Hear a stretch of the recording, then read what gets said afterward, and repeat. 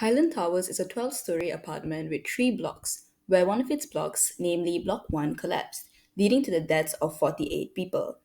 The main cause of the collapse was the landslide due to the bursting of pipes built to divert the water flowing from the stream to the site. The failure of the retaining wall during the monsoon season also caused the pier foundation of Block 1 to be demolished, causing the building to eventually collapse, leading to this national catastrophe to take place.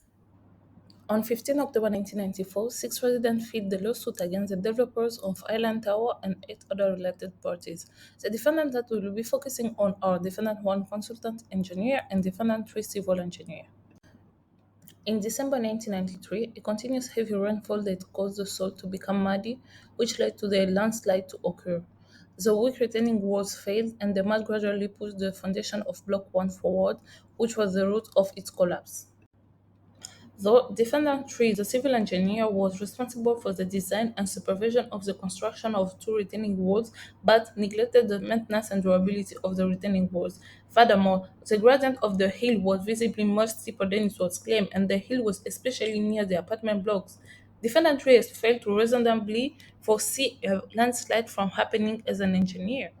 Before the construction of Highland Towers, a pipe and culvert system called East Street was built to reroute the water stream for steep hill behind the Highland building to bypass the building site. However, it was unable to handle the extra water, sand, mineral debris, and sleet from the heavy rain and led it to fissure, which resulted in the building drowning in the superfluous water. Therefore, the consultant engineer is responsible for overseeing the dangerous potential for building an unwarranted pipe culvert running across the hill. Rather than having the water flow along its natural downhill course, it was redirected into a man-made route that would require continual maintenance, which the consultant engineer failed to do so.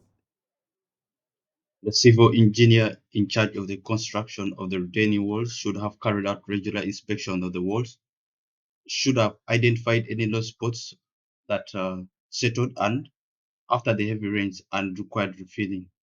The last point is the civil engineer should have communicated the state of the retaining walls to the relevant authorities by providing the weaknesses and damages that needed attention from other parties. An engineer shall always perform professional work and duties according to the Code of Conduct in Engineering. Therefore, an engineer shall conduct himself honorably, responsibly, and ethically during a development process.